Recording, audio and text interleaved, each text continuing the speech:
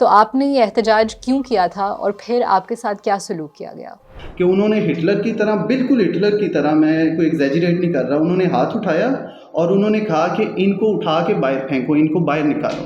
تو یہ آپ ہیومن رائٹس کے جتنی بھی یہ فریم ورک دیکھیں گے، لوگ دیکھیں گے، ان کا یہی رویہ ملتا ہے جو بھی امریکہ کے خلاف ہے اس پر تنقید کرنی ہے، جو ان کے ساتھ ہے ان پر تنقید نہیں کرنی. اسی طرح سے جس طرح سے مظلوم مزاحمت سیکھتا ہے ایک دوسرے سے، اسی طرح سے ریاستیں بھی ایک دوسرے سے اس مزاحمت کو، اس ریزسٹنس کو دبانے کے طریقے سیکھتی ہیں اور ان ٹرینڈز کو کاپی کرتی ہیں. فلسطین کا جو کاز ہے وہ پوری دنیا کے مظلوموں کا کاز ہے، اس سے لوگ ریلیٹ کرتے ہیں. آپ ہمیں بتا سکتے ہیں یہ بوائیکاٹ دراصل کیا ہے، کہاں سے آیا اور کیوں کیا جاتا ہے؟ اسرائیل میں انوائٹ کیے جانے والے کئی سیلیبریٹیز نے انکار کیا ہے وہاں جانے سے. اسرائیلی کمپنیاں جو خود بھی وہ پروپیگنڈا کرتی ہیں کہ وہ بہت ساری کمپنیوں کے نام سوشل میڈیا پہ ڈال دیتی ہیں تاکہ لوگ کنفیوز ہوں. ریاست کو آگے کھڑا ہو کے عوام کی امنگوں کی ترجمانی کرنی چاہیے. ایسی کمپنیاں دیکھی ہیں جنہوں نے اس پریشر کے تحت اسرائیل میں کام کرنا بند کیا ہے. پاکستان میں فلسطین سے یکجہتی کا اظہار کئی جگہوں پہ کیا ہے، سوشل میڈیا پہ، سڑکوں پر، ایوانوں میں. لیکن سوال یہ ہے کہ کیا یہ یکجہتی مؤثر ہے اور کیا یہ کافی ہے؟ پاکستان میں فلسطین کے لیے کیا کیا جا رہا ہے اور کیا ہونا چاہیے؟ آج اس موضوع پہ بات کرنے کے لیے ہمارے ساتھ علی رضا موجود ہیں. علی دا اسٹوڈنٹ ہیرلڈ کے ایڈیٹر ان چیف رہ چکے ہیں، پروگریسو اسٹوڈنٹس کلیکٹیو کے نائب صدر رہ چکے ہیں، اور پاکستان میں پروگریسو اسٹوڈنٹ پالیٹکس کو ریوائیو کرنے میں اور فلسطین یکجہتی تحریک کو آگے بڑھانے میں انہوں نے ایک بہت اہم کردار ادا کیا ہے. علی ایک ریسرچر اور رائٹر بھی ہیں اور پچھلے 5 سالوں سے شہری پاکستان کے ساتھ کام کر رہے ہیں. ہمارے ساتھ بات کرنے کے لیے بہت شکریہ علی. اچھا علی، میں آپ سے ایک درخواست کروں گی کہ ہمیں آج سے تقریباً 1 سال پیچھے لے جائیے. لاہور میں آسما جہانگیر کانفرنس ہو رہی تھی، وہاں جرمن سفیر کو بلایا گیا تھا اور آپ کے پروگریسو اسٹوڈنٹس کلیکٹیو کے کچھ ساتھیوں نے وہاں جا کے احتجاج کیا تھا. تو آپ نے یہ احتجاج کیوں کیا تھا اور پھر آپ کے ساتھ کیا سلوک کیا گیا؟ وہ میر نے کہا تھا کہ میر کیا سادہ ہیں بیمار ہوئے جس کے سبب اسی عطار کے لونڈے سے دعا لیتے ہیں. تو تب بھی یہی صورتحال تھی کچھ کہ تب بین الاقوامی سطح پر فلسطین تحریک زوروں پر تھی. امریکہ میں یونیورسٹیوں میں لوگ کیمپس لگا کے بیٹھے ہوئے تھے، جرمنی میں بھی احتجاج کر رہے تھے اسٹوڈنٹس، باقی بھی جگہوں پہ اس طرح سے احتجاج کر رہے تھے. تو اس کانفرنس سے صرف 3 دن پہلے جرمنی نے انتہائی سخت کریک ڈاؤن کیا تھا فلسطین کے لیے احتجاج کرنے والے اسٹوڈنٹس پہ. اور نہ صرف انہوں نے سخت کریک ڈاؤن کیا، انہیں جیلوں میں بند کیا، ان کو مارا اور احتجاجوں پہ پابندی لگائی، بلکہ اسرائیل کو ایک بھاری اسلحے کی کھیپ بھی روانہ کی جو کہ یقیناً فلسطینیوں کے جینوسائیڈ کے لیے استعمال ہونا تھی. تو جب ہمیں پتہ چلا کہ جرمن ایمبیسڈر صاحب یہاں پہ انسانی حقوق کا لیکچر دینے آ رہے ہیں ہمیں پاکستانیوں کو، اور وہاں پہ یہ کر رہے ہیں، تو یہ بات ہمارے لیے بڑی حیران کن تھی اور سب کے لیے حیران کن تھی. تو سوشل میڈیا پہ لوگوں نے آسما جہانگیر کانفرنس کی انتظامیہ سے گزارش بھی کی کہ ان کو پینل سے ہٹا دیا جائے کہ کوئی سینس نہیں بنتی اس سطح کی منافقت کی. لیکن انہوں نے پھر بھی بلایا تو ہم احتجاج کرنے پہنچے. ہم ان کو سوال کر کے ان کی جو ہپوکریسی ہے اس کو بے نقاب کرنے پہنچے. لیکن اور ہم نے سوچا تھا جس طرح پوری دنیا میں ہوتا ہے کہ ایک سوال کیا جاتا ہے، آگے سے اسپیکر شرمندہ ہوتا ہے اس طرح کا اور بات ختم ہو جاتی ہے، ایک احتجاج ریکارڈ ہو جاتا ہے. لیکن جب ہم نے ان سے سوال کیا، علی عبداللہ ہمارے پی ایس سی کے پریزیڈنٹ ہیں ابھی، انہوں نے سوال کیا تو جرمن ایمبیسڈر کا جو ریئیکشن تھا وہ بڑا حیران کن تھا. نہ صرف وہ سفارتی آداب کے منافی تھا بلکہ وہ انتہائی جو اسپیرٹی کمپلیکس کا شکار ہوتے ہیں گورے، اس قسم کا تھا کہ انہوں نے ہٹلر کی طرح، بالکل ہٹلر کی طرح، میں کوئی ایگزیجریٹ نہیں کر رہا، انہوں نے ہاتھ اٹھایا اور انہوں نے کہا کہ ان کو اٹھا کے باہر پھینکو، ان کو باہر نکالو. اور ان کا اشارہ دیکھنا تھا کہ جو انتظامیہ تھی اور جو سیکیورٹی اہلکار تھے وہ ہم پہ ٹوٹ پڑے اور انہوں نے ہمیں گھسیٹ کے اور دھکے دیتے ہوئے، مارتے ہوئے انہوں نے ہمیں کانفرنس ہال سے باہر نکال دیا. اب یہ بات، اس کا ریئیکشن بھی بہت اہم ہے کہ اتنا اس نے اس کی دیدہ دلیری دیکھیں کہ اسے ذرا شرم نہیں آئی اور اس نے اس طرح سے ریئیکشن دیا. اور یہ بات بھی بہت اہم ہے اور بڑی تکلیف دہ ہے کہ کس طرح سے جو ہی اس نے اشارہ کیا تو ہمارے اپنے ہی جو ہم وطن تھے انہوں نے ہمیں کھینچ کے گھسیٹ کے باہر نکالنا شروع کر دیا. تو کچھ زخم بھی آئے ہمیں ہلکے پھلکے، لیکن وہ زخموں کی بات نہیں ہے. یہ جو تکلیف تھی کہ ہمارے ساتھ جو سلوک کیا گیا اس کے کہنے پہ، یہ بہت وہ علامتی طور پہ ایک بہت تکلیف دہ بات تھی کہ ہمیں پہلے بھی اندازہ ہے ہم کتنے کو آزاد ہیں، لیکن اتنی ننگا اس کا اظہار ہونا اور وہ سارا کچھ جو تھا وہ بہت افسوسناک تھا. لیکن خیر وہ ہمیں باہر نکالا انہوں نے، اور منیزے جہانگیر آئیں باہر اور انہوں نے ہم پہ چلانا شروع کیا. پہلے تو انہوں نے رونا شروع کر دیا اور انہوں نے کہا کہ تم لوگ کانفرنس خراب کر رہے ہو. تو ہم نے کہا آپ بڑی ہیں، ہم بالکل کانفرنس خراب نہیں کر رہے، ہم آسمان جگیر کے کام کے بھی معترف ہیں، ہم والنٹیئر بھی، ایون آسمان جگیر کانفرنس کی انتظامیہ میں والنٹیئرز بھی کرتے رہے، ہمارے ساتھی ہم بھی کرتے رہے. تو ایسا نہیں ہے کہ ہم کانفرنس خراب کرنا چاہتے ہیں یا کانفرنس کے خلاف ہیں، بلکہ یہ جو آپ نے اسپیسیفک ایکٹ کیا ہے ہم اس پر تنقید کر رہے ہیں. اور یہ بالکل ایک نارمل طریقے سے یہ احتجاج ریکارڈ ہو جاتا اگر آپ لوگ اس طرح کا رد عمل نہ دیتے. تو انہوں نے پہلے تو اس بات کو تسلیم کیا، لیکن جو ہی ہم نے کہا کہ ٹھیک ہے تو انہوں نے اوپر سے آنا شروع کر دیا کہ تم لوگوں کو عقل مت نہیں ہے، تم لوگ ہیومن رائٹس کی جو بدنامی کر رہے ہو یا ہماری بدنامی کر رہے ہو اور کچھ بھی نہیں بچے گا اور ریاست یہ کر دے گی وہ کر دے گی. تو تب ہم نے کہا کہ نہیں، ہم اپنے ایکٹ پہ شرمندہ نہیں ہیں. ہم نے آپ کو کہا ہے کہ ہم کچھ اور خراب نہیں کریں گے، لیکن ہم اپنے اس ایکٹ پر شرمندہ نہیں ہیں. ہمارا سٹینڈ وہی کا وہی ہے کہ جرمن ایمبیسڈر کو آپ لوگوں کو نہیں بلانا چاہیے تھا. لیکن خیر یہ پھر 2-4 دن واٹس ایپ گروپوں میں اور سوشل میڈیا پر بھی بحث چلتی رہی، لیکن اس طرح سے یہ معاملہ ختم ہوا. لیکن یہ صرف ایک اسپیسیفک واقعہ نہیں ہے، بلکہ یہ ایک واقعہ ہے جو کہ پورے نیو لبرل آرڈر کا جو آرڈر کا سٹرکچر ہے یا ہیومن رائٹس کا جو سٹرکچر ہے اس کی یہ ایک عکاسی کرتا ہے.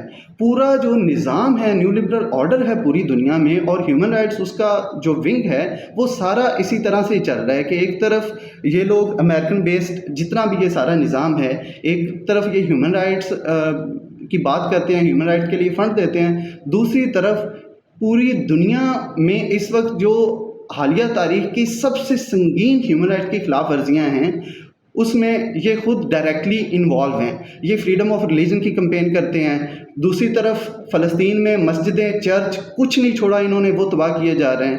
یہ فریڈم آف سپیچ کی کمپین کرتے ہیں، لیکن امریکہ میں یا جرمنی میں جب کوئی ٹیچر جب کوئی اسٹوڈنٹس آواز اٹھاتا ہے فلسطین کے لیے تو یہ اس کے گلے میں کونی رکھ کے بیٹھ جاتے ہیں، یہ اس کے گلے پر گھٹنا رکھ کے اس کے اوپر بیٹھ جاتے ہیں. یہ پوری دنیا میں فریڈم آف اسمبلی کی کمپین کرتے ہیں، لیکن فلسطین کے لیے ہونے والے احتجاجوں پر یہ بے دریغ قسم کا تشدد استعمال کرتے ہیں جو کہ دہشت گردوں پر بھی شاید نہ کیا جاتا ہو. تو یہ ہیومن رائٹس ونگ کی ایک ہپوکریسی ہے جو کہ نیو لبرل آرڈر کو سرو کرنے کے لیے سارا بنایا گیا تھا اور موجود تھا. اور اس کا کام صرف یہ ہے کہ جو بھی امریکہ کے یا اس کے لبرل آرڈر کے خلاف ہو، اس وقت میں خلاف ہو، چاہے وہ ملک ہو چاہے وہ کوئی لیڈر ہو، اس کی ان کو ہیومن رائٹس کی خلاف ورزیاں نظر آنے لگ جاتی ہیں. اس نے کی ہوں یا نہ کی ہوں، جو بندہ بھی ان کے ساتھ ہوتا ہے اس کی ان کو ہیومن رائٹس خلاف ورزیاں نہیں نظر آتی. اچھا علی، آپ نے ایک اور بہت اہم بات کی آپ نے. یہ میں ایک صرف اس میں بات ایڈ کروں گا، مجھے یاد آ گیا کہ میں نے نا ملالہ یوسفزئی کے جو ٹویٹر اکاؤنٹ تھا اس پہ اس کا تھوڑا سا سروے کیا. 1 جنوری سے لے کر جون 2024 تک اس نے افغانستان میں خواتین کی تعلیم پر 55 بار بات کی ہوئی تھی، ڈائریکٹ افغان حکومت پہ نام لے کے تنقید کر کے، جو کہ بالکل جائز ہے. لیکن دوسری طرف فلسطین کے لیے اس نے صرف 5 سے 6 مرتبہ بات کی تھی، اور وہ بھی ڈھکے چھپے الفاظ میں کہ بچوں کے اسکول بند ہو رہے ہیں، وہاں پہ جینوسائڈ ہو رہا ہے، لیکن بچوں کے اسکول بند ہو رہے ہیں اور اس طرح کی لینگویج میں، معذرت خوانا لینگویج میں. تو یہ آپ ہیومن رائٹس کے جتنی بھی یہ فریم ورک دیکھیں گے، لوگ دیکھیں گے، ان کا یہی رویہ ملتا ہے جو بھی امریکہ کے خلاف ہے اس پر تنقید کرنی ہے، جو ان کے ساتھ ہے ان پر تنقید نہیں کرنی. اور ابھی ٹرمپ نے جو فنڈنگ بند کی ہے، یہ جو ہیومن رائٹس کی فنڈنگ بند کی ہے، یہ ہم لوگ کہہ رہے ہیں کہ وہ بڑا بیوقوف ہے، وہ بڑا چول ہے کہ اس نے امریکہ کی بدنامی کرا رہا ہے وہ. لیکن مجھے لگتا ہے کہ وہ بڑا سمجھدار ہے، کیونکہ فلسطین تحریک کے بعد اگر وہ ہیومن رائٹس کی بات کریں گے بھی تو ان کا مذاق اڑایا جاتا ہے، ان کا مذاق اڑتا ہے، ان کی بات پہ کوئی یقین نہیں کرتا کہ آپ کس طرح آپ عورتوں کی تعلیم کی بات کر سکتے ہیں جب آپ نے یونیورسٹیاں وہاں پہ عورتوں کی، مردوں کی، سب کی یونیورسٹیاں تباہ کر دی ہیں. آپ کس طرح بچوں کی خوراک کی بات کر سکتے ہیں جب آپ نے وہاں پہ بچے بمبوں سے ہوا میں اڑ رہے ہیں. تو اب ہیومن رائٹس کا جو ان کا فریم ورک تھا وہ بے نقاب ہو گیا تھا، تو ان پہ کوئی تنقید، ان پہ کوئی اعتبار کرنے کے لیے تیار نہ ہوتا. تو اس لیے امریکہ نے بڑی تیزی سے بڑے ٹائم پہ انہوں نے وہ فنڈنگ بند کر دی ہے کہ یہ ضائع ہی ہونی ہے، اب اس کے بعد اس کا کوئی فائدہ نہیں. ٹھیک ہے، تھینک یو علی. آپ نے ایک بہت اہم بات کی کہ یہ جو آسما جہانگیر کانفرنس میں ہوا تھا ایک آئسولیٹڈ انسیڈنس نہیں تھا.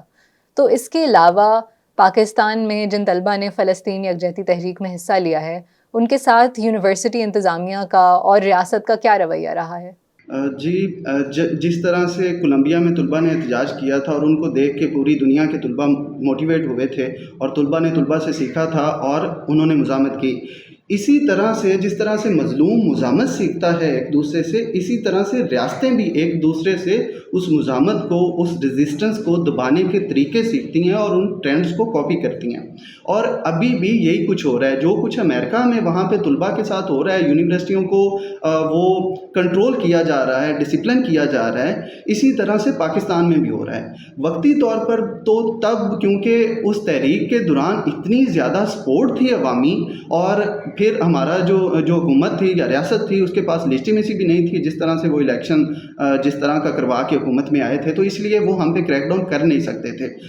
اس وقت تو انہوں نے نہیں کیا، صرف ہماری پروفائلنگ کی اور پاکستانی جو ریاستی اہلکار ہیں اور یو ایس کونسلیٹ کی طرف سے ہماری پروفائلنگ کی جا رہی تھی، ہمارے جاننے والوں کو ارد گرد سے کالز آ رہی تھی، ڈیٹا کلیکٹ کیا جا رہا تھا، وہ سارا کچھ ہو رہا تھا، لیکن انہوں نے کوئی واضح ایکشن نہیں لیا تھا ہمارے خلاف. لیکن وہ بھولے بھی نہیں تھے، انہوں نے ایکشن شروع کیا 2-3 مہینے پہلے. 2 مہینے پہلے جب دسمبر میں اے پی ایس اٹیک پر ہمارے دوستوں نے جی سی میں شمع روشن کی، علی عبداللہ، اقبال خان اور باقی ساتھیوں نے، تو ان کو یونیورسٹی سے ایکسپیل کر دیا گیا اور ایگزام سے 1 دن پہلے صرف ان کو نوٹیفکیشن دیا گیا. کوئی ریزن نہیں بتائی گئی کہ آپ کو کیوں ایکسپیل کیا جا رہا ہے.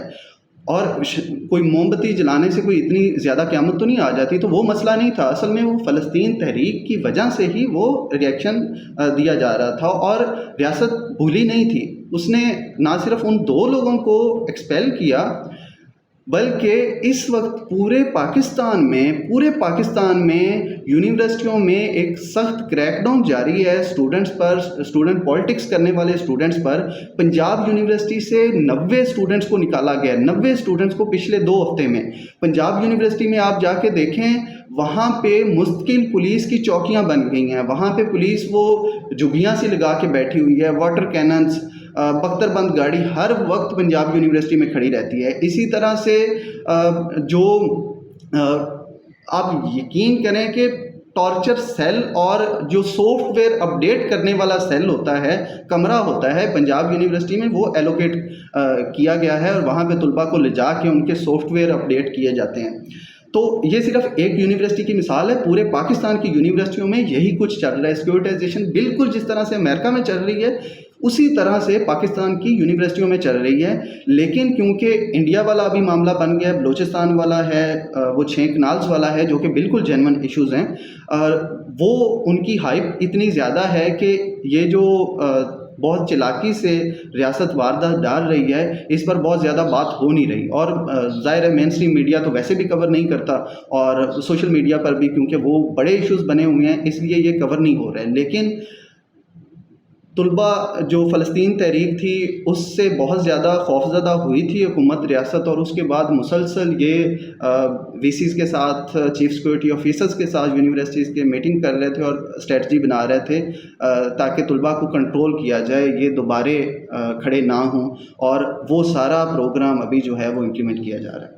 تو آپ کا یہ کہنا ہے، آپ جو بتا رہے ہیں کہ اسٹوڈنٹ پالیٹکس کے اوپر ایک کریک ڈاؤن چل رہا ہے، اور چاہے وہ اسٹوڈنٹس فلسطین کی بات کر رہے ہوں، جو کہ پاکستان میں متنازع رائے نہیں ہے فلسطین سے حمایت رکھنا، پاکستان کی اکثریت تعداد فلسطین کی حمایت کرتی ہے، لیکن آپ جو بتا رہے ہیں اس کے مطابق یہ لگتا ہے کہ حالانکہ یہ کوئی متنازع رائے نہیں ہے، یونیورسٹی انتظامیہ پھر بھی اسٹوڈنٹس پہ کریک ڈاؤن کر رہی ہے کیونکہ وہ اسٹوڈنٹ پالیٹکس میں انوالوڈ ہیں۔ کیا یہ درست ہے؟ بالکل۔ اب معاملہ یہ ہے کہ فلسطین کا جو کاز ہے وہ پوری دنیا کے مظلوموں کا کاز ہے، اس سے لوگ ریلیٹ کرتے ہیں، وہ دیکھتے ہیں کہ کس طرح سے اسرائیلی جو میڈیا ہے یا اسرائیلی ریاست ہے وہ فلسطینیوں کے ساتھ کے خلاف جو پروپیگنڈا کرتی ہے، بالکل اسی طرح کا پروپیگنڈا باقی ریاستیں بھی اور ہماری بھی حکومت اور ریاست مظلوموں کے خلاف کرتی ہے، تو وہ اس چیز سے ریلیٹ کرتے ہیں۔ پھر یہ ڈسکورس جب مزید گاڑا ہوا ہے تو لوگوں نے سوال اٹھانا شروع کر دیے ہیں کہ پاکستانی ریاست جو ہے، یقیناً عوام میں ہمدردی موجود ہے، لیکن پاکستانی ریاست کے دور رویے پہ بہت زیادہ سوال اٹھنا شروع ہو گئے ہیں کہ 70 سال سے انہوں نے فلسطین کا درد تھوڑا تھوڑا کر کے انہوں نے عوام کے دلوں میں ڈالا ہے، مسلسل ڈالا ہے کہ فلسطینی ہمارے بھائی ہیں، وہ ہمارے مسلمان بھائی ہیں، وہ مظلوم ہیں اور ہم نے ان کی مدد کرنی ہے، اور ہماری جو ریاست ہے یہ کوئی انعام ریاست ہے اور وین گارڈ ریاست ہے مظلوموں کے حقوق کی حفاظت کے لیے اور فلسطینیوں کے حقوق کی حفاظت کے لیے۔ لیکن دوسری طرف 70 سال سے ہی پاکستان امریکہ کا اتحادی ہے، جو کہ سب سے بڑا بینیفیشری ہے اسرائیلی ریاست کے وجود کا، اور اسرائیلی ریاست کا وجود امریکہ کے علاوہ کسی صورت بھی وہ قائم نہیں رہ سکتا۔ اسرائیل کی اتنی جرت نہیں ہے کہ وہ اتنا زیادہ ظلم کر سکے جتنا زیادہ وہ کر رہا ہے۔ تو ایک طرف یہ فلسطین کے ساتھ یکجہتی کی بات کرتے ہیں، دوسری طرف امریکیوں کو مسلسل 70 سال سے ان کے ساتھ اتحاد میں بھی ہیں اور ابھی بھی ان کو خوش کرنے کی کوشش کرتے ہیں، ان کے سینٹرز کے ساتھ مل کے ان کے چہرے کھل اٹھتے ہیں۔ تو یہ جو دورہ رویہ ہے یہ ایکسپوز ہونا شروع ہو گیا تھا، تو اس لیے ان کو فلسطین تحریک سے مسئلہ ہے کہ اب یہ جس طرح سے یہ اپنے اختیارات، اپنے اقتدار اور ساری چیزوں کو قائم رکھنے کے لیے یہ مظلوموں کے ساتھ یکجہتی کے پیچھے، فلسطینیوں کے ساتھ یکجہتی کے پیچھے چھپتے تھے، اب وہ قائم نہیں رہ پا رہی، تو اس لیے یہ پسند نہیں کر رہے فلسطین کے ساتھ یکجہتی کی تحریک کو۔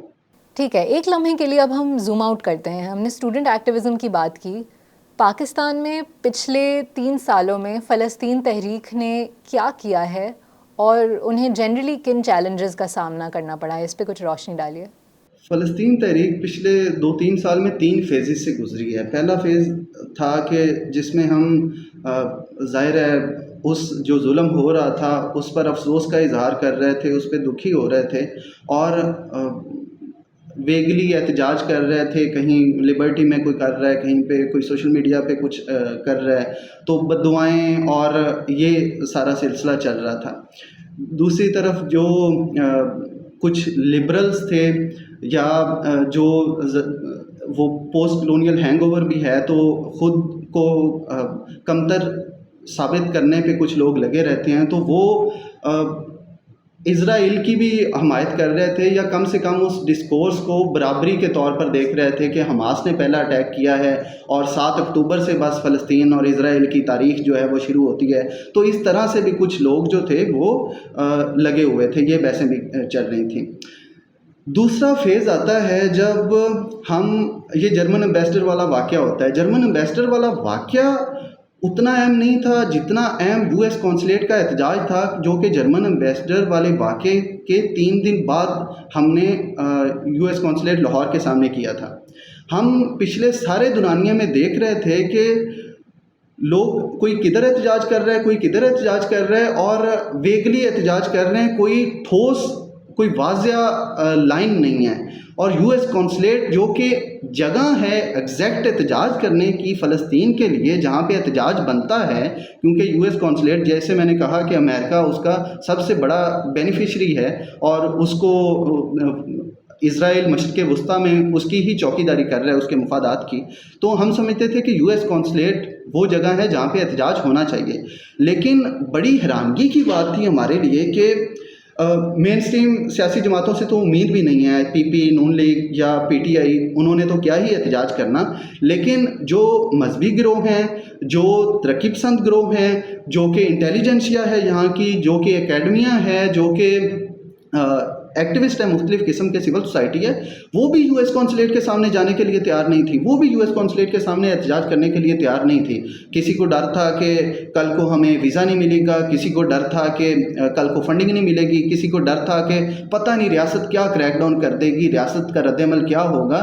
تو اس لیے اس کو یو ایس کونسلیٹ کو ایک ریڈ لائن انہوں نے بنایا ہوا تھا. تو ہمیں اس بات پہ بڑا اعتراض تھا کہ کیوں ہم ایک کانفلکٹ کو پھر ہم جھوٹ بول رہے ہیں، اپنے آپ سے جھوٹ بول رہے ہیں، اگر ہم لوگوں کو یہ بتا نہیں رہے کہ اصل میں اس کا ذمہ دار کون ہے اس کانفلکٹ کا، اور کیوں ہم اس کو ریڈ لائن بناتے جا رہے ہیں. پہلے احتجاج یو ایس کونسلیٹ کے سامنے ہوتے تھے، ہم خود بخود ہی، ریاست نے کچھ کیا بھی نہیں ہے ابھی تک، اور ہم نے خود ہی سیلف سینسر کرنا شروع کر دیا. تو اس لیے ہم نے یو ایس کونسلیٹ کے سامنے احتجاج کا اعلان کیا، اور وہ پہلا احتجاج تھا جو کہ کونسلیٹ کے سامنے ہوا تھا. اس کے بعد پھر ایک مسلسل احتجاجوں کا سلسلہ شروع ہوا. کراچی میں بھی یو ایس کونسلیٹ کے سامنے احتجاج ہوئے، اسلام آباد میں بھی ہوئے، اور امریکن ایمبیسی نے یہاں پہ اپنا سافٹ امیج بنانے کے لیے کچھ ایکٹیویٹیز شروع کی تھیں، جس میں ایک ایکٹیویٹی یہ تھی کہ انہوں نے ایک بینڈ کو بلایا تھا جو کہ مختلف یونیورسٹیوں میں جا کے پرفارم کر رہا تھا. اب دیکھیں ذرا ظلم کی حد دیکھیں کہ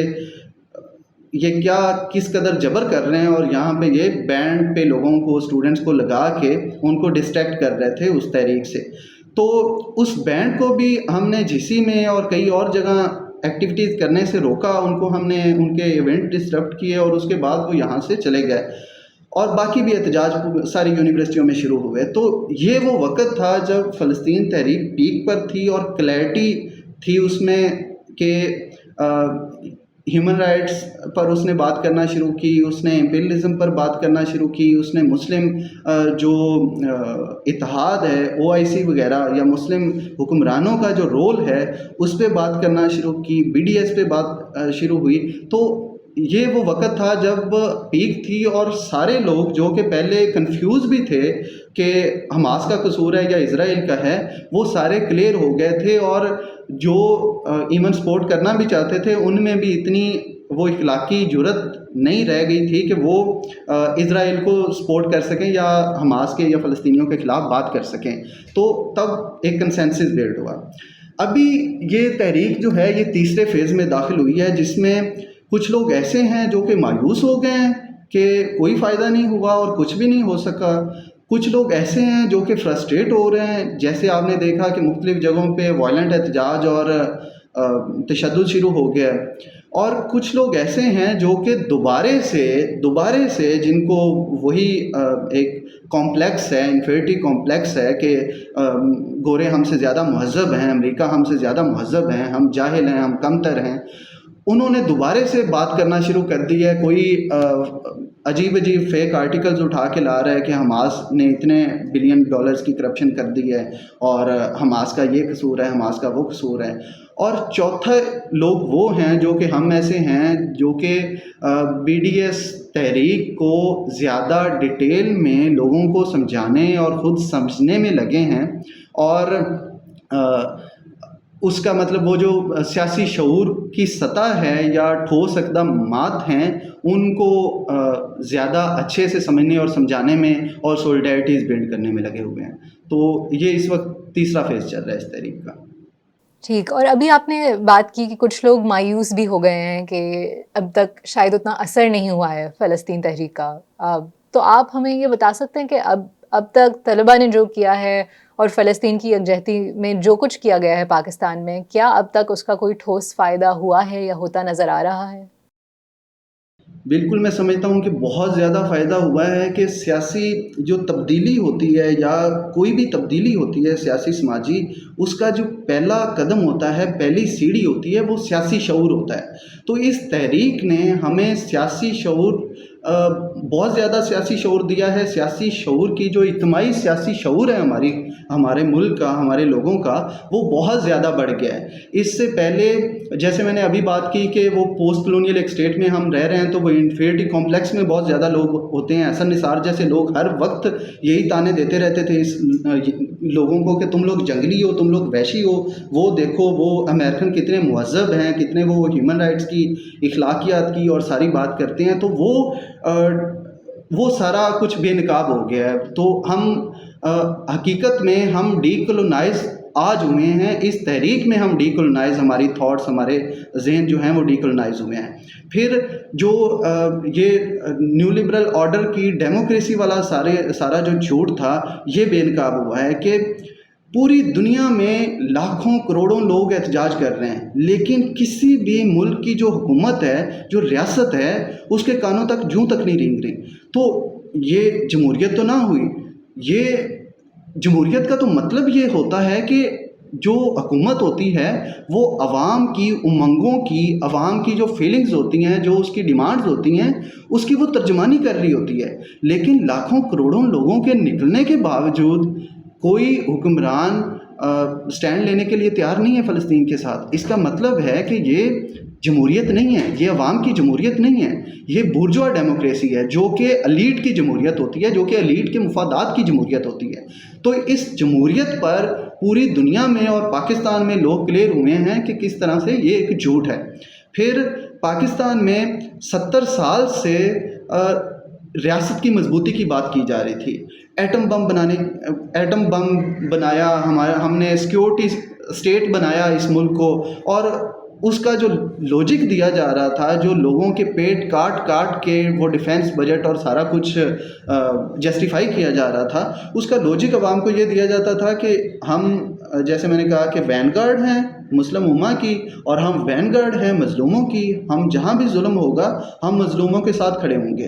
اور یہ جو توپ ہے اور یہ جو بندوقیں ہیں، یہ جو ایٹم بم ہے، یہ ساری چیزیں ہم مظلوم کی حفاظت کے لیے اکٹھی کر رہے ہیں، جو کہ یقیناً یہ تلواریں جو ہیں، توپیں جو ہیں، یہ مظلوم کی حفاظت کے لیے ہوتی ہیں اور ہونی چاہیے۔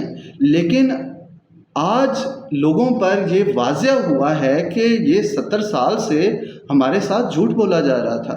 70 سال سے ہمارے ساتھ یہ کر رہے تھے، اور دوسری طرف یہ امریکہ کے ساتھ کھڑے ہوئے تھے، اور آج بھی امریکہ کے ساتھ کھڑے ہوئے ہیں۔ تو یہ جو ہپوکریسی تھی ہماری ایلیٹ کی، اس کا ایکسپوز ہونا یہ بہت بڑی کامیابی ہے۔ اسی طرح سے ہیومن رائٹس اور نیشنل اور انٹرنیشنل میڈیا کا جو رول تھا، وہ اتنے ہیومن رائٹس کے چیمپئن بنتے تھے، اتنے اعلیٰ اقدار پر فائز خود کو فیل کرواتے تھے، تو وہ بے نقاب ہو گئے ہیں کہ کس طرح سے اس کے پیچھے یہ کوئی پروپوگنڈا نہیں تھا کہ اسرائیلی لابیز جو ہیں وہ یا جو سامراج کی، جو امریکن سامراج کی لابیز ہیں، وہ جگہ جگہ پہ موجود ہیں۔ تو یہ واضح ہونا شروع ہو گیا ہے کہ یہ کوئی پروپوگنڈا نہیں تھا۔ سچ میں امریکہ اس طرح کی سازشیں کرتا ہے، اور سچ میں وہ میڈیا کو اور ہیومن رائٹس کو اور ڈسکورس کو کنٹرول کرتا ہے۔ تو یہ ساری جو منافقتیں تھیں، یہ ان کا بے نقاب ہونا، یہ مجھے لگتا ہے کہ سیاسی سطح پہ بہت اہم قدم ہے، اور آگے مزید یہ بہتر سے بہتر کی طرف جائے گا۔ تو اب ہمیں آگے کیا کرنا ہے، ان سلوشنز کے بارے میں ہم بات کرتے ہیں، لیکن اس سے پہلے جب ہم فلسطین سے یکجہتی کی بات کریں تو بوائیکاٹ کا یا BDS کا ذکر لازمی ہے، آپ نے بھی ابھی اس کی بات کی۔ تو ہم اکثر سنتے ہیں کہ فلاں چیز بوائیکاٹ پہ ہے، اسے خریدنا نہیں ہے۔ آپ ہمیں بتا سکتے ہیں یہ بوائیکاٹ دراصل کیا ہے، کہاں سے آیا اور کیوں کیا جاتا ہے؟ یہ 2005 میں فلسطینی جو کچھ ہیومن رائٹس کی آرگنائزیشنز تھیں اور ایکٹیوسٹ تھے، انہوں نے یہ تحریک شروع کی تھی، اور اس کا مقصد تھا کہ جو اسرائیل کے ساتھ کام کرنے والی، اسرائیل کی اپنی کمپنیاں ہیں یا اسرائیل کے ساتھ کام کرنے والی کمپنیاں ہیں جو کہ سہولت کاری کا کردار ادا کرتی ہیں फ़लस्तीनियों पर होने वाले जबर में या वैसे इज़राइल की इकॉनमी को मजबूत करती हैं, उनका बाइकआउट किया जाए और उन पे ना सिर्फ मुआशी बाइकआउट किया जाए बल्कि समाजी बाइकआउट भी किया जाए और उन पर सेक्शंस लगाई जाएँ। ये मुल्कों की सतह पर हो सकता हो तो मुल्कों की सतह पर हो, इनफरादी सतह पे हो सकता हो तो इनफरादी सतह पर हो, तो जिस जिस सतह पे भी ये हो सकता हो उस सतह पे हो। और ये तहरीक मुतासिर थी साउथ अफ्रीका की तहरीक से, कि साउथ अफ्रीका में अपार्थाइड एक रजीम था। गोरे और काले स्याफ़ाम जो थे उनको अलहदा-अलहदा रखा जाता था, अलहदा-अलहदा उनको हर जगह पे ट्रीट किया जाता था और ना सिर्फ अलहदा बल्कि सेकंड क्लास सिटीज़न के तौर पे। तो तब उन्होंने एंटी अपार्थाइड जो तहरीक थी, उन्होंने ये तहरीक चलाई थी और साउथ अफ्रीका की कंपनीज़ का बाइकआउट भी हुआ और फिर आहिस्ता-आहिस्ता बहुत सारे जो बड़ी सेलिब्रिटीज़ थी, जिस तरह से मोहम्मद अली, उस तरह के जो लोग थे और कल्चरल आइकॉन्स थे, उन्होंने भी उनका समाजी बॉयकॉट करना शुरू किया, जिसकी वजह से और फिर यूएन के मुख्तलिफ इदारों ने भी उनका बॉयकॉट किया। तो उस वजह से ना सिर्फ साउथ अफ्रीकन हुकूमत पर प्रेशर पड़ा मुआशी तौर पर, बल्कि इखलाकी तौर पर भी उन्होंने वो सारी जुर्रत खो दी और कोई उनके लिए, उनके साथ या बहुत ज़्यादा लोग उनके साथ इंटरेक्शन करने के लिए तैयार नहीं होते थे, जो कि उस रियासत के लिए इंतहाई एम्बैरसिंग हो गया था और बिल आखिर उनको वो रजीम ख़त्म करना पड़ा, वो जो तफरीक थी वो ख़त्म करनी पड़ी। तो फ़लस्तीन की तहरीक भी उसी से ही मुतासिर थी और इसने बहुत ज़्यादा कामयाबियाँ भी ली हैं कि बहुत सारी जो बड़ी कंपनीज़ थीं, जिस तरह से एयरबीएनबी है, उसका बाइकआउट किया गया। वो वहाँ पे फ़लस्तीन के जो कब्ज़ा शुदा इलाके थे वहाँ पे वो कमरे किराए पर टूरिस्टों के लिए अरेंज करते थे और सारा कुछ, लेकिन जब बाइकआउट उसका किया गया तो उन्होंने वो कॉन्ट्रैक्ट ख़त्म कर दिया। इसी तरह से बहुत सारी कंपनीज़ इस तरह की हैं कि उन्होंने इज़राइल के साथ कॉन्ट्रैक्ट ख़त्म किए हैं और ना सिर्फ ये मुआशी तौर पर जारी है बल्कि समाजी तौर पर भी, कि इज़राइल के बहुत सारे प्रोफेसर्स को, बहुत सारे एक्टिविस्टों को, पॉलिटिशियंस को मुख्तलिफ़ यूनिवर्सिटियों में पैनल से हटाया गया है, मुख्तलिफ़ यूनिवर्सिटियों में या मुख्तलिफ़ जगहों पे उनके साथ बैठने से इनकार किया गया है। इज़राइल में इनवाइट किए जाने वाले कई सेलिब्रिटीज़ ने इनकार किया है वहाँ जाने से। तो इस तरह से ना सिर्फ वो मुआशी तौर पर उनको फ़र्क पड़ता है किसी न किसी हद तक, बल्कि वो एक अवेयरनेस भी फैलती है कि जब भी इस तरह का कोई कदम होता है तो बहुत सारे लोग उस पर पूछते हैं, जानते हैं कि क्यों हुआ है, तो उनको फिर पता चलता है कि ये फ़लस्तीन का सारा डिस्कोर्स क्या है, फ़लस्तीन तहरीक क्या है, या इज़राइल का जो जबर है ये किस किस्म का है। तो सोचना पड़ता है लोगों को, तो सोचने से ही कॉज ज़िंदा रहता है। तो मेरा ख़्याल है कि ये तहरीक बहुत अहम है और मज़ीद बेहतर हो सकती है। बिल्कुल। अच्छा, एक इल्ज़ाम जो बीडीएस पे लगाया जाता है मग़रिब की तरफ से भी, वो ये है कि बीडीएस ज्यूइश प्रोडक्ट्स को, यहूदी प्रोडक्ट्स को टारगेट करती है और एंटी सेमेटिक है, और पाकिस्तान में भी कभी-कभी हम ये सुनते हैं कि हमने यहूदी प्रोडक्ट्स को टारगेट करना है। तो क्या बीडीएस की बुनियाद कोई मज़हब है या इज़राइल की हिमायत करना, चाहे वो कोई यहूदी करे या ईसाई करे या मुसलमान करे या कोई और मज़हब? ये ज्यूज़ जेनोसाइड और ज्यूज़ नफ़रत जो है, इसी के पीछे छुप के ये रियासत भी बनी थी और इसी के पीछे छुप के ये सारा जस्टिफाई भी करते थे पूरी दुनिया में अपने अभी के जुल्म को, और अभी भी कर रहे हैं। लेकिन ना तो इस रियासत की बुनियाद सिर्फ़ ये मज़हब है और ना ही इस जबर की बुनियाद ये मज़हब है।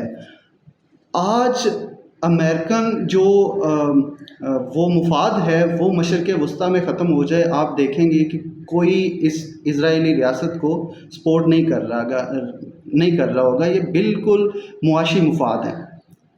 इसी तरह से जो कंपनीज़ जिनका बॉयकॉट किया जा रहा है, वो कंपनियां तो मुसलमानों की भी कुछ थीं, कुछ कंपनियां जो थीं वो इंडिया की भी थीं और ईसाइयों की भी थीं, तो एथिस्टों की भी थी। तो ऐसा नहीं है कि ये सिर्फ जो ज्यू हैं उनकी कंपनियों का बॉयकॉट किया जा रहा है, बल्कि इज़राइली स्टेट, ज़ायनिस्ट जो स्टेट है और जो उसका ज़ायनिस्ट प्रोजेक्ट है, उसमें जो कंट्रीब्यूट कर रहा होता है उस कंपनी का बॉयकॉट किया जाता है। तो ये सरासर झूठ है और सरासर प्रोपेगेंडा है, और ऐसा बाज़ मजहबी ग्रोहों की तरफ से शायद ہو بھی لیکن ایسا نہیں کیا جانا چاہیے اور نہ ہی ایسا ہوتا ہے مجموعی طور پر. صحیح. اور بی ڈی ایس کی لسٹ کی اگر ہم مزید تفصیل سے بات کریں تو بی ڈی ایس کی آفیشیل لسٹ میں اس وقت تقریباً 25 کمپنیاں ہیں اور بی ڈی ایس مسلسل ایک ٹارگیٹڈ اپروچ کی بات کرتی ہے. لیکن اگر ہم سوشل میڈیا پہ دیکھیں تو اکثر لمبی لمبی لسٹس ہوتی ہیں جس میں بہت ساری کمپنیوں سے بوائیکاٹ کرنے کی بات کی جاتی ہے جو آفیشیل لسٹ پہ نہیں ہیں. تو اس صورتحال میں بطور صارف ایک ذاتی سطح پہ ہمیں کیا کرنا چاہیے، ہمیں کس طرح سے بوائیکاٹ کرنا چاہیے؟ ہمیں وہ یقیناً اسرائیلی کمپنیاں جو خود بھی وہ پروپیگنڈا کرتی ہیں کہ وہ بہت ساری کمپنیوں کے نام سوشل میڈیا پہ ڈال دیتی ہیں تاکہ لوگ کنفیوز ہوں اور بائیکاٹ افیکٹو نہ ہو. تو اس کے لیے ہمیں یہی کرنا چاہیے کہ بی ڈی ایس کی جو ویب سائٹ ہے اس پہ دیکھیں. اسی طرح سے پروگریسو انٹرنیشنل کی ویب سائٹس پر موجود ہے اور کئی فلسطینی ایکٹیوسٹ ہیں جس کے ہم نیچے چلا دیں گے نام، جگہیں، ایپس ہیں کچھ، ان سب پہ ہمیں تھوڑی سی تحقیق کر کے پھر بائیکاٹ کرنا چاہیے تاکہ وہ افیکٹو ہو. لیکن دوسری طرف بات یہ ہے کہ صرف وہ جو 25 کمپنیز ہیں صرف ان کا بائیکاٹ ہی ضروری نہیں ہے یا وہی نہیں ہے، بلکہ جو بی ڈی ایس کے ایکٹیوسٹ ہیں انہوں نے یہ بھی کہا ہے کہ اگر آپ سمجھتے ہیں مقامی سطح پر کوئی ایسی کمپنی جو کہ ایسی کمپنی یا لوگ جو کنٹریبیوٹ کر رہے ہیں اس میں اور اس کا آپ بائیکاٹ کرنا چاہیں تو آپ اس کے سارے اینگلز کو دیکھ کے آپ اس کا بائیکاٹ کریں. مثال کے طور پر ہمارے کچھ جرنلسٹ گئے ہیں وہاں پہ اسرائیل میں گئے ہیں، احمد قریشی اور ایک دو اور جرنلسٹ. اب ان کا ہمیں بائیکاٹ کرنا چاہیے، ان کے خلاف ہمیں کمپین چلانی چاہیے. وہ جب یہاں کسی پینل میں آ کے بیٹھیں تو ان کا ہم بائیکاٹ کریں. اسی طرح سے جرمن امبیسڈر کو وہاں پہ بولنے سے روکنا یہ بی ڈی ایس کا ہی ایک حصہ تھا. اسی طرح سے جو معاشی اسپیکٹ ہے اس میں بہت ساری ایسی کمپنیز بھی ہوتی ہیں جو کہ پرائورٹی نہیں ہوتی. 25 کمپنیز اہم ہیں، پرائورٹی ہیں، لیکن بہت ساری ایسی کمپنیز ہیں جو کہ پرائورٹی نہیں ہیں لیکن ان کا بھی بائیکاٹ ضروری ہے. تو یہ ہمیں خیر وہ ریسرچ کر کے ہمیں یہ سارا کرنا چاہیے تاکہ افیکٹو ہو سکے. اب ہم بی ڈی ایس کی بات کر رہے ہیں تو میرا خیال ہے پچھلے کچھ ہفتوں میں بی ڈی ایس کے نام پہ جو ہوا ہے اس کا ذکر بھی لازمی ہے. ہم نے کچھ بہت افسوسناک مناظر دیکھے ہیں. کے ایف سی کی کچھ برانچز پہ نہ صرف حملہ ہوا بلکہ ایک ملازم کو قتل تک کر دیا گیا بی ڈی ایس کے نام پہ، جبکہ بی ڈی ایس کا ایک بنیادی اصول عدم تشدد یعنی نان وائلنس ہے. تو بی ڈی ایس میں عدم تشدد کی کیا اہمیت ہے، ہمیں اس کے بارے میں بتائیے، اور یہ بھی بتائیے کہ پاکستان میں کیا کرنا چاہیے کہ فلسطین تحریک درست راہ پہ رہے اور تشدد کی راہ اختیار نہ کرے. یہ میرا خیال ہے فلسطین تحریک کو بہت زیادہ نقصان پہنچانے والی بات ہے کہ اس واقعے کے بعد بہت سارے لوگوں نے وہی جو چپ کر کے بیٹھے ہوئے تھے جن کا میں نے ذکر کیا، جو کہ ویسٹ سے سمپتھیز رکھتے ہیں، انہوں نے کہنا شروع کر دیا ہے کہ یہ فلسطین تحریک والے جاہل ہیں. تو وہ پوری کی پوری تحریک بدنام ہو رہی ہے اس طرح کے واقعات سے. اور پھر ابھی جو بی ڈی ایس پر ہو اور لوگ مطلب ڈرنا بھی شروع ہو گئے ہیں، ایلینیٹ بھی ہونا شروع ہو گئے ہیں کہ کہیں یہ تحریک جو ہے ساری تو اس طرف نہیں چلی جائے گی. تو ایسے وقت میں جب بی ڈی ایس کا ڈسکورس جو ہے وہ مزید رچ ہو رہا ہے اور ہم اس پہ اچھی خاصی کمپین کر سکتے ہیں، 25 کروڑ لوگوں کا ملک ہے، تو وہ اگر کسی کمپنی کی پروڈکٹ خریدنا بند کرتے ہیں تو اچھا خاصا اس سے اثر ہو سکتا ہے. ان سارے معاملے کی بجائے، اس ڈسکورس کی بجائے، اس طرح کا جو تشدد ہے اور واقعات ہیں یہ اس پوری تحریک کو اور اس کاز کو ڈیمیج کر رہے ہیں. ٹھیک، لیکن جب فتوے اسرائیل کے خلاف لڑنے کے لیے ہیں تو ایسا کیوں ہو رہا ہے کہ ان کی انٹرپریٹیشن اس طرح کی جا رہی ہے کہ جن لوگوں کا تعلق بھی نہیں ہے یا جو خود معصوم لوگ ہیں جیسے کے ایف سی کا وہ ملازم، یہ تشدد ان کے خلاف کیوں کیا جا رہا ہے، جبکہ اگر وہ فتویٰ ہے بھی تو وہ اسرائیل کے خلاف جہاد کرنے کے لیے ہے، اپنے لوگوں کو قتل کرنے کے لیے نہیں. ایسا ہی ہے، لیکن وہ جب کوئی سمجھتا ہے کہ یہ اسرائیل کی حمایتی کمپنی ہے تو وہ ظاہر ہے وہ اسی پہ ہی ان کا غصہ نکلتا ہے. اور یہ جس طرح سے میں نے پہلے بھی مثالیں دی ہیں کہ اس طرح نہیں ہونا چاہیے، لیکن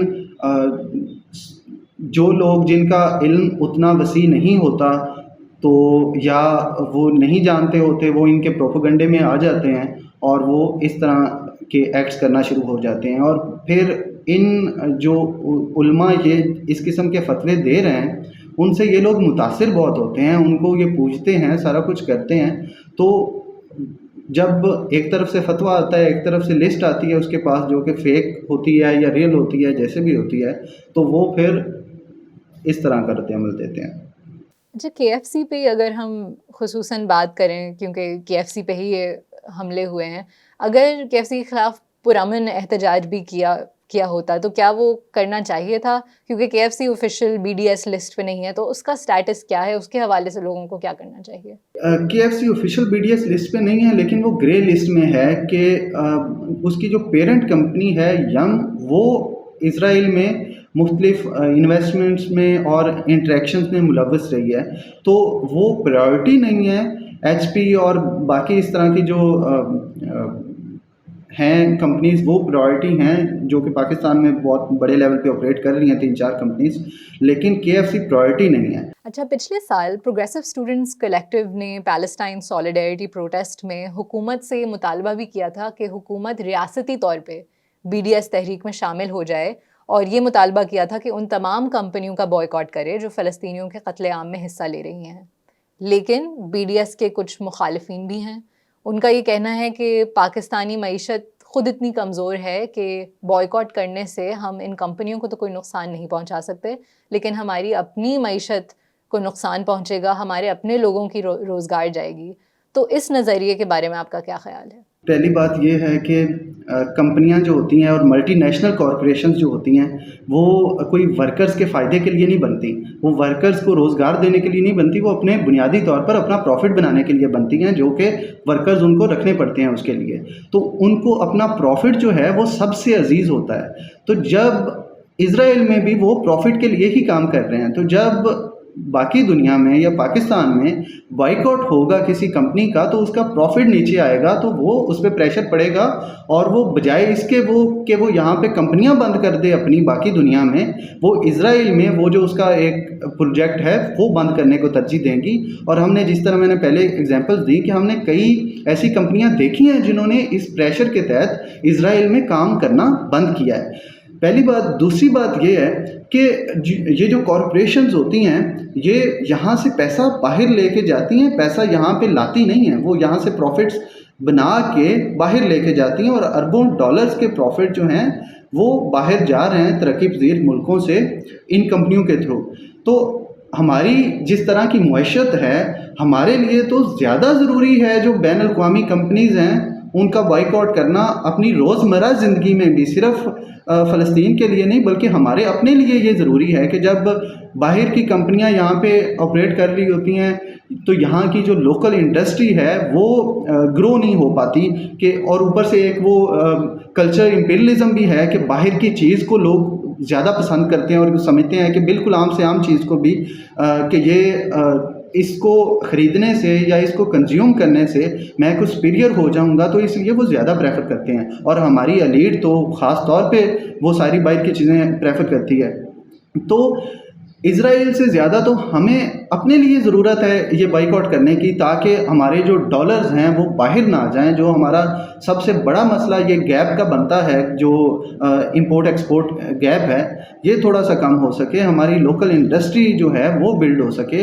اور کسی بھی چیز کی ضرورت رہتی ہی ہے، اگر ہم میکرو انالیسس کریں تو اگر لوگ کوئی چیز خرید رہے ہیں اور انہوں نے خریدنی ہے تو انڈسٹری جو ہے آلٹرنیٹیو بھی لگ جائے گی. اگر وہ کمپنی بند ہو بھی جائے تو جو روزگار کے مواقع نہیں پیدا کر رہی حکومت باقی ساری سطحوں پہ، ہمیں اسے دیکھنا چاہیے، نہ کہ یہ جو ایک پروپیگنڈا ہے یا ڈر ہے اس میں آ کے ہم ایک ریئل جو کاز ہے اس سے پیچھے ہٹ جائیں.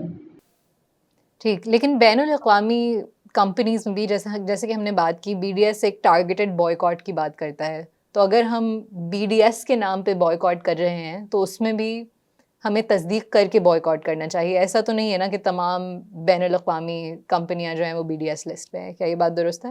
ہاں بالکل ایسا نہیں ہے کہ تمام companies be D S list پہ ہیں. وہی ہمیں یا تو جو پرائورٹی ہیں उसी तरह से बाइकआउट की हमारी भी प्रायोरिटी होनी चाहिए कि जो प्रायोरिटीज़ पे हैं उनको पहले बाइकआउट करना चाहिए और टारगेटेड करना चाहिए, उसके खिलाफ सारी कैंपेन करनी चाहिए, और जो ग्रे हैं उसको भी किसी ना किसी फॉर्म में प्रोटेस्ट रिकॉर्ड करवाना चाहिए ताकि वो भी उससे आगे ना बढ़ें बल्कि पीछे हटें अपनी इन्वेस्टमेंट से, इजराइल में जो वो कर रहे हैं। हमने BDS की बात की है, एहतजाजात का ज़िक्र किया है, जिन मजहबी ग्रोहों से जिहाद के फतवे जारी किए जा रहे हैं, हमने उनका भी ज़िक्र किया है। तो इस सब के दरमियान पाकिस्तान में फ़लस्तीन तहरीक का आगे लाहे अमल क्या होना चाहिए? फ़लस्तीन तहरीक का जिस तरह से मैंने कहा है कि BDS पर हमें ज़्यादा ठोस तरीके से काम करने की ज़रूरत है, और जो जो कंपनीज़, क्योंकि पहले इतना ज़्यादा जबर भी हो रहा था और अभी भी हो रहा है, लेकिन एक दुरानिया था जिसमें हम अपने हवास खो बैठे थे, इतना ज़्यादा जबर हो रहा था और एहतजाज भी मुसलसल हो रहे थे। तो उस दुरानिये में हम कॉन्शियसली बैठ के इस पे ठोस काम उस तरह से नहीं कर सके कि हम लिस्टें बनाएं, जिस तरह से KFC है, बहुत ज़्यादा लोगों को पता ही नहीं है कि KFC का रोल क्या है या प्रायोरिटी और कम प्रायोरिटी में क्या फ़र्क है। तो इस पे हमें काम करने की ज़रूरत है ज़्यादा। इसके अलावा हमें जो इम्पीरियलिस्ट ऑर्डर है जो कि अभी बेनकाब हुआ है सारा, उस पे ज़्यादा तसल्ली से काम करने की ज़रूरत है। इस वक्त पूरी दुनिया में ऑल्टरनेटिव्स की बात हो रही है, मुतबादल सियासी मुआशी निज़ाम की बात हो रही है, उस सब पे हमें बात करने की ज़रूरत है। फिर हमें बात करने की ज़रूरत है पाकिस्तान के रोल पर कि पाकिस्तान का रोल क्या होना चाहिए। मिसाल के तौर पर देखें, मिस्र को उन्होंने तबाह किया था, उन्होंने लीबिया को तबाह किया था, उन्होंने इराक़ को तबाह किया था, उन्होंने शाम को तबाह किया है, परसों ईरान पे हमला हो गया है। तो अगली बारी ईरान के बाद अगली बारी पाकिस्तान की है। किसी भी जो मुस्लिम स्टेट है ख़ास तौर पे, उसको वो तबाह करने पे तुले हुए हैं। अमेरिका के हम एलाई रहे हैं, लेकिन अमेरिका नहीं तो इज़राइल हमें लॉन्ग टर्म बर्दाश्त नहीं करेगा। तो इससे पहले कि हमारे साथ वो सलूक हो, हमें हमारी रियासत को ये तजिया करने की ज़रूरत है कि हम कितनी जल्दी इस एक बेहतर डायरेक्शन की तरफ जा सकते हैं। अमेरिका पे हमारी जो इतनी ज़्यादा डिपेंडेंसी है वो हमारे लिए बहुत नुकसानदेह है। तो अमेरिका से हमें दूर मूव होना ही होगा, लेकिन हमारी रियासत ऐसा नहीं सोच रही। फिर जो हमारी रियासत की वैसे पॉलिसीज़ हैं, जिस तरह से अभी आपने कहा कि हम बाइकआउट नहीं कर सकते क्योंकि हमारी मईशत कमज़ोर है और लोग बेरोज़गार हो जाएंगे, लेकिन दूसरी तरफ आप देखें कि इंटरनेट बंद करके फायरवॉल लगा के और ये जो अभी इन्होंने सारी हरकतें की हैं, कितने ज़्यादा लोगों का, कितने ज़्यादा नौजवानों का जो रोज़गार है, जो फ्रीलांसिंग वगैरह करते थे, वो सारा मुतासिर हुआ है और वो बेरोज़गार बैठे हैं। उनके साथ कोई इंटरनेशनल कंपनी या कोई दूसरे मुल्क से वो काम करने के लिए तैयार नहीं होता। हमारे नौजवानों को कोई नौकरी पे नहीं रखता कि इनके मुल्क में तो किसी भी वक्त इंटरनेट बंद हो जाएगा। दूसरी तरफ हमारी सिक्योरिटी सूरत हाल देखें कि बलूचिस्तान में नहीं जा सकते आप पख्तूनख्वा के कई इलाकों में नहीं जा सकते। अब डकैतियाँ जो बड़े शहरों में हो रही हैं, इस्लामाबाद में इतना ज़्यादा सिक्योरिटी की संगीन सूरत हाल है। तो इस सारी चीज़ों को हमें एनालाइज़ करने की ज़रूरत है और ठीक करने की ज़रूरत है, ताकि हमारी डिपेंडेंसी जो है अमेरिका पे वो कम हो सके और हम एक आज़ाद रियासत के तौर पर अपना किरदार अदा कर सकें, दूसरे मज़लूमों और अपने हकूक़ की हिफाजत कर सकें। तो इन सारे मामलात पर मेरा ख़्याल है अभी डिटेल में डिस्कस करने की ज़रूरत है, ताकि हम फ़लस्तीन के हवाले से भी और अपने हवाले से भी एक बेहतर डायरेक्शन की तरफ बढ़ सकें। क्योंकि जिस तरह से मैंने बात की कि ये फ़लस्तीन का आइसोलेटेड मसला नहीं है, ये अमेरिकन हेजेमनी मशरिक़ वस्ता में बरकरार रखने के लिए इज़राइल को वहाँ पे बिठाया गया है, इज़राइल को चौकीदारी दी गई है और उस इम्पीरियलिस्ट ऑर्डर को बरकरार रखने के लिए ही वो सारा कुछ ये कर रहा है। तो उस इम्पीरियलिस्ट ऑर्डर के ख़िलाफ़ ही हमें जदोजहद करनी होगी, और उससे जब जान छूटेगी तो तभी हमें भी सुकून मिलेगा और बाकी मुल्कों को भी सुकून मिलेगा। ठीक, और आपका ये कहना है कि पाकिस्तान को के लिए अपनी मईशत को मजबूत करना और अपनी सिक्योरिटी को मजबूत करना, इसका और फ़लस्तीन के साथ भरपूर तरह से हिमायत करना और यकजहती दिखाना, इन ये सब चीज़ें इंटरकनेक्टेड हैं। बिल्कुल। اب ہم ایک قدم آگے بڑھتے ہیں علی. ہم آواز اٹھانے کی تو بات کرتے ہیں لیکن آپ آرگنائز کرنے کی بات کرتے ہیں. تو یہاں پہ آرگنائز کرنے کا کیا مطلب ہے اور ایک عام شخص کس طرح آرگنائز کر سکتا ہے, کس طرح سے وہ جد و جہد کر سکتا ہے جس کی آپ بات کر رہے ہیں؟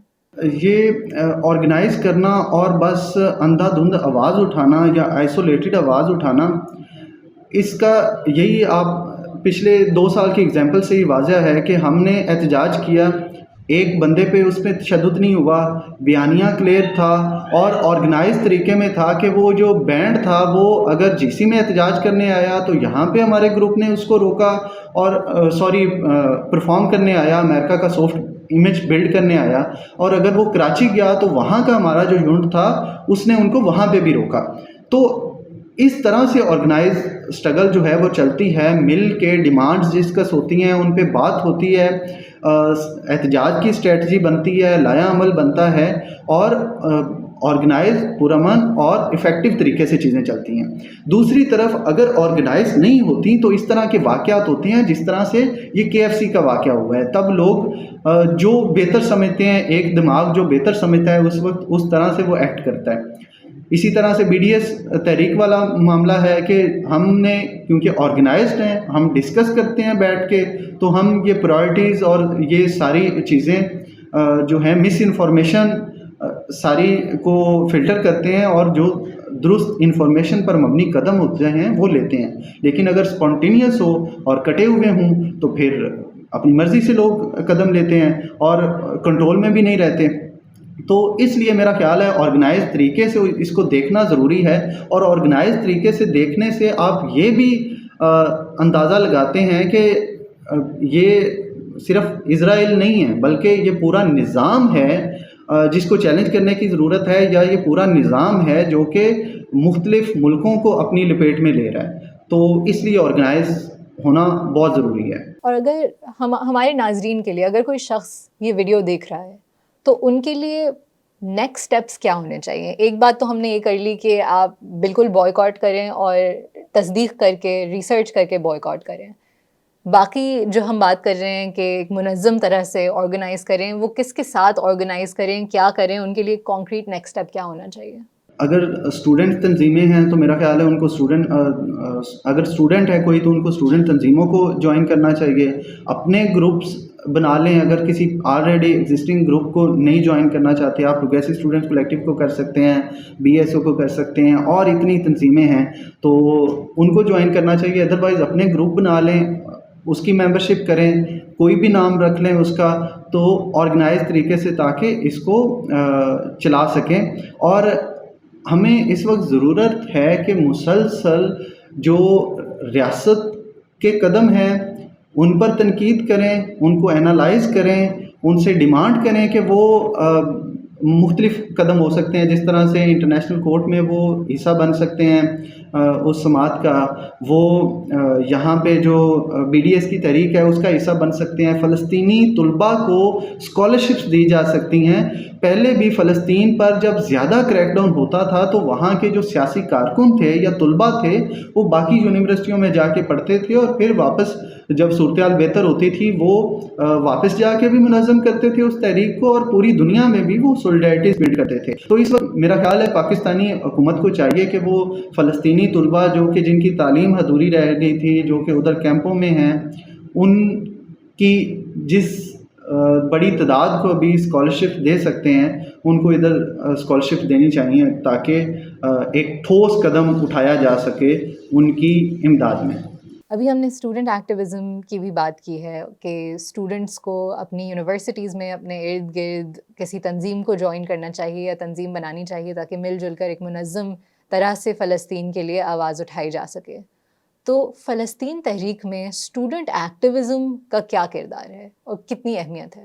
میرا خیال ہے سب سے سینٹرل جو کردار رہا ہے وہ اسٹوڈنٹ ایکٹیویزم کا، اسٹوڈنٹ پالیٹکس کا ہی رہا ہے اس تحریک کو منظم کرنے میں، اور ہو بھی یہی سکتا تھا اور باقی بھی تحریکوں کے لیے یہی ہو سکتا ہے. اس کی وجہ یہ ہے کہ یہ جو کیپٹلسٹ سسٹم ہے اس نے اس طرح سے اسٹرکچرل وے میں سوشل پولیٹیکل جو بیسز تھیں ان کو توڑ دیا ہے. عوامی جو اتحاد کے یا اکٹھ کی جگہیں تھیں ان کو توڑ دیا ہے کہ صرف اسٹوڈنٹس ہی بچے ہیں۔ مثال کے طور پر ایک آفس میں جو ورکرز کی یونین تھی، ایک فیکٹری میں جو ورکرز کی یونین تھی، وہ ختم ہو گئی۔ اب ایک ورکر آئسولیٹڈ ہے، وہ احتجاج کرے گا، اس کو نکال دیا جائے گا۔ دوسرا، ان کی انکمز اتنی کم ہوتی ہیں کہ 2-4 دن بھی جاب پر نہ جانا کوئی ورکر افورڈ نہیں کر سکتا۔ اسی طرح سے جو پولیٹیکل پارٹیز ہیں وہ ایک اکٹھ کی جگہ ہوتے تھے جہاں پہ لوگ اکٹھے ہوتے تھے اور احتجاج کرتے تھے یا اپنی ان کی جو مطالبات ہوتے تھے ان کی نمائندگی ہوتی تھی۔ لیکن آپ دیکھیں کہ پاکستان میں جتنے بھی پچھلی 3-4-5 حکومتیں آئی ہیں 20 سالوں میں، ان سب کے جو وزیر خزانہ ہوتے ہیں وہ IMF سے آتے ہیں۔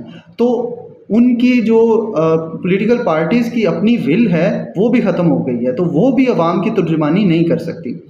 تو اسٹوڈنٹ صرف ایسا گروہ بچے ہیں جو کہ معاشی طور پہ ان پہ اتنا زیادہ بوجھ بھی نہیں ہوتا، وہ یونیورسٹی میں بڑی تعداد میں ہوتے ہیں، وہ نوجوان ہوتے ہیں، دنیا کو بدلنے کا ایک جذبہ ہوتا ہے ان میں، اور وقت بھی ہوتا ہے، تو اس لیے وہ ایک ریولیوشنری سبجیکٹس ہیں۔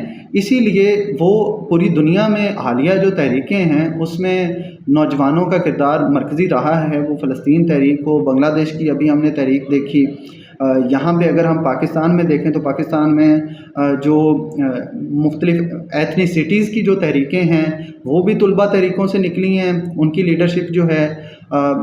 اسی طرح سے خواتین کے حقوق پہ کام کرنے والی جو تنظیمیں ہیں یا جو تحریکیں ہیں پاکستان میں وہ بھی طلبہ سے نکلی ہیں، اور فلسطین تحریک بھی طلبہ سے ہی نکلی ہے پاکستان میں۔ تو یہ اسٹرکچرل فیکٹرز ہیں جس کی وجہ سے طلبہ کا کردار اتنا سینٹرل ہو جاتا ہے۔ اور لیکن اہم بات یہ ہے کہ ریاست یا جو لیڈ ہے وہ بھی طلبہ کے کردار کو سمجھتی ہے اس کو، اسی لیے انہوں نے ابھی جس طرح سے میں نے بتایا پہلے کہ وہ سیکورٹائزیشن اتنی زیادہ کیمپسز پر کرنا شروع کی ہے، اسٹوڈنٹ یونین پر پابندی پاکستان میں انہوں نے لگائی ہوئی ہے، اسٹوڈنٹ پالیٹکس کے خلاف اتنا زیادہ مسلسل پروپیگنڈا ہوتا ہے کہ یہ لڑائیاں کرتے ہیں یا نشے کرتے ہیں، اور اتنا مطلب فراڈ ہے یہ کہ اسٹوڈنٹ یونین پر 40 سال سے پابندی ہے، لیکن پروپیگنڈا سارا یہ ہو رہا ہوتا ہے کہ اسٹوڈنٹ یونین تشدد کر رہی ہیں۔ اسٹوڈنٹ یونین تو ہے ہی نہیں، تو اسٹوڈنٹ یونین تشدد کہاں سے کر رہی ہے؟ لیکن یہ سارا پروپیگنڈا اور عملی اقدامات اسٹوڈنٹ پالیٹکس کے اور نوجوانوں کے خلاف جاری ہیں تاکہ یہ ریزسٹنس جو ہے یہ فلسطین کے لیے یا اپنے لیے پاکستانیوں کے لیے کوئی بڑی شکل اختیار نہ کر سکے۔ اب نوجوانوں میں ایک خوف ہوتا ہے، ہم اس کی بھی بات کرتے ہیں۔ روزگار ایک بہت اہم مسئلہ ہے سب کے لیے، لیکن خصوصاً نوجوانوں کے لیے، اسٹوڈنٹس کے لیے جو اپنے کریئر کا آغاز ہی کر رہے ہوتے ہیں، تو ایک یہ خوف بھی اٹھتا ہے کہ اگر ہم نے ان تمام کمپنیوں سے گریز کر لیا جو BDS لسٹ پہ ہیں یا انسانی حقوق کی خلاف ورزی میں ملوث ہیں، یا آواز ایسے اٹھا لی کہ ریاست کو اپنے مخالف کر لیا، تو روزگار کے اہم مواقع بھی جا سکتے ہیں۔ تو نوجوان اس خوف کا سامنا کیسے کریں اور روزگار کے ساتھ ساتھ اپنے اصولوں پہ قائم کیسے رہ سکتے ہیں؟ یہ بہت مشکل فیصلہ اور سوال ہوتا ہے، لیکن میرا خیال ہے کہ یہ سودا جو ہے یہ بہت مہنگا ہے کہ اگر ہم اپنے فیوچر کی جاب کے لیے اپنے ضمیر کو مار دیں، اور خاص طور پہ جو فلسطین کا معاملہ ہے، اتنا بڑا جینوسائیڈ ہو رہا ہے، اتنا بڑا جینوسائیڈ ہو رہا ہے، تو اس جینوسائیڈ پہ ہم آنکھیں بند کر لیں تو میرا خیال ہے کہ وہ نہ صرف اخلاقی طور پر ایک بہت گرا ہوا قدم ہے، بلکہ وہ ہمارے دماغوں کے اندر، ہماری رگوں کے اندر وہ ٹراما جو ہے وہ اور گلٹ جو ہے وہ ایسی ایسی شکلیں لے گا کہ اس کے نقصان کا شاید آپ اندازہ نہیں لگا سکتے۔ میں نے کتنے ہی لوگوں کو دیکھا ہے کہ فلسطین والے جینوسائیڈ کے بعد یا اس سارے سلسلے کے شروع ہونے کے بعد ان کی شخصیتیں مکمل طور پر بدل گئی ہیں۔ میں خود مزاح لکھتا تھا، میں فیس بک پہ تھوڑا بہت، اور بہتری اس میں آ جاتی یا بہتر سے بہتر ہو رہا تھا، لیکن جب سے وہ واقعہ ہوا ہے اس کے بعد میں نہیں لکھ سکا، کیونکہ آپ کس طرح سے ہنسو گے؟ آپ کے سامنے ایک جینوسائیڈ ہو رہا ہے اور آپ کس طرح سے متعلق ہو گیا. تو اس طرح سے یہ ہمارے حواس کو، ہمارے دماغ کو، ہماری نفسیات کو اتنا زیادہ متاثر کر رہا ہے کہ اس پہ ہم چپ رہیں گے تو ہمارا جاب تو مستقبل میں ملے نہ ملے، ہم اپنے آپ کو مار دیں گے. تو اس لیے میرا خیال ہے کہ یہ بہت بہت بھاری قیمت ہے جاب کی امید پہ آپ اگر یہ کرتے ہیں تو. دوسری بات یہ ہے کہ جابس جو ہیں وہ چند ایک ہی ان کمپنیوں کے تھرو مل رہی ہیں، باقی تو مجموعی طور پر ہمارے اسٹرکچر کو بہتر کرنے کی ضرورت ہے. جو اینٹی پیپل ایک نظام پوری دنیا میں قائم ہے، اور پاکستان میں بھی وہی ساری ایلیٹ جس میں عیاشیاں کر رہی ہے، اور وہ عوام کے ٹیکس کے پیسوں سے خود ٹیکس دیتے نہیں، عوام پہ ٹیکس لگا لگا کے اس سے عیاشیاں کر رہے ہیں، اور اس پہ کوئی ماحول نہیں کریٹ کرتے کاروبار کا. 2700 ارب کی سبسڈیز پاکستانی اشرافیہ لیتی ہے ہر سال حکومت سے. تو وہ جو اشرافیہ کی پالیسیز ہیں ان کو بدلنے کی ضرورت ہے. ان کو اگر نہ بدلا گیا تو ہماری حالت بہتر نہیں ہوگی. اور جس طرح میں نے کہا کہ فلسطین کے ساتھ یا یہ جو امپیریل آرڈر ہے اس کے ساتھ ہمارے مسئلے جڑے ہوئے ہیں، تو دیکھیں کہ اگر ایران سے ہم تجارت نہیں کر سکتے. کیوں نہیں کر سکتے؟ کیونکہ امریکہ نے منع کیا ہوا ہے، سامراج نے منع کیا ہوا ہے ہمیں. اگر ہم ایران سے تجارت کریں، ایران سے تیل، بجلی، باقی جو کتنی ہی چیزیں ہیں وہ ہمیں کتنی سستے قیمت پر مل سکتی ہیں اور بغیر ڈالر دیے مل سکتی ہیں. ہماری گیس پائپ لائن جو ہے وہ منصوبہ ہمارا درمیان میں پڑا ہوا ہے، وہ بلوچستان تک وہ آ چکی ہے گیس پائپ لائن، لیکن آگے وہ نہیں بڑھ پا رہی. وہ اگر ادھر آ جاتی ہے تو ہماری بجلی کی قیمتیں، ہماری تیل کی قیمتیں، ہماری گیس کی قیمتیں کتنی زیادہ کم ہو جائیں گی. تو ہمارے پہ وہ مہنگائی کا جو بوجھ کم ہوگا وہ کتنا زیادہ ریلیف ہوگا اس ملک کے نوجوانوں کے لیے، اس ملک کی عوام کے لیے. تو بات یہی ہے کہ جو یہ پالیسیز ہیں معاشی، ان کو بدلنے کی ضرورت ہے. پھر لوگوں کو ریلیف اور روزگار ملے گا، نہ کہ ایک جینوسائڈ میں ہم کمپلیسٹ ہو کے ان نوکریوں کی امید رکھیں. شکریہ علی. اس سب سے یہی ظاہر ہو رہا ہے کہ ہماری اپنی معاشی حالت اور ہماری فلسطین کے ساتھ یکجہتی سب جڑی ہوئی ہے. تو آج کی اس گفتگو کے اختتام سے پہلے میں چاہوں گی کہ آپ پلیز ہمیں فلسطین کی ایک شاعرہ ہیں ان کی نظم سنائیں اور اس کا پس منظر بھی بتائیں. یہ ہبہ ابو نادہ فلسطینی ایک شاعرہ اور ادیب تھیں، 32 سالہ، اور انہوں نے فلسطینی عوام کے جو مسائل ہیں اور دکھ ہیں ان کو اپنی نظموں میں بہت اچھے طریقے سے بیان کیا اور اپنی ناولوں میں. لیکن 2023 میں ابھی ہی جو جنگ مسلط ہوئی ہے اس میں غزہ اسٹرپ میں ایک ایئر اسٹرائک میں ان کی ڈیتھ ہو گئی، شہید ہو گئی ہے. تو ان کی ایک نظم ہے ہماری تنہائی، اس کو میں نے اردو میں ٹرانسلیٹ کیا ہے، وہ میں سناتا ہوں کہ وہ ہے کہ آہ ہم کس قدر تنہا ہیں، باقی سب اپنی جنگیں جیت چکے ہیں اور تمہیں کیچڑ و دلدل میں چھوڑ دیا گیا ہے. درویش کیا تمہیں نہیں معلوم، شاعری تنہا کو کچھ بھی واپس نہیں لوٹا سکتی، جو کھو چکا ہو، جو چھین لیا گیا ہو. ہم کس قدر تنہا ہیں، یہ جہالت کا ایک انوکھا دور ہے.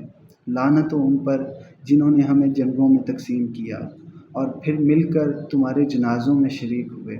ہم کس قدر تنہا ہیں، یہ زمین ایک کھلی منڈی ہے اور تمہارے عظیم ممالک اس میں نالام ہو چکے ہیں. ہم کس قدر تنہا ہیں، یہ مار دھاڑ کا انوکھا زمانہ ہے اور کوئی ہمارے ساتھ کھڑا نہیں ہوگا، کبھی بھی نہیں. آہ ہم کس قدر تنہا ہیں، اپنی نئی پرانی نظموں کو ضائع کر دو اور اپنے آنسو پونچھ دو، اور تم او میرے فلسطین تم اپنے آپ کو یکجا کر لو.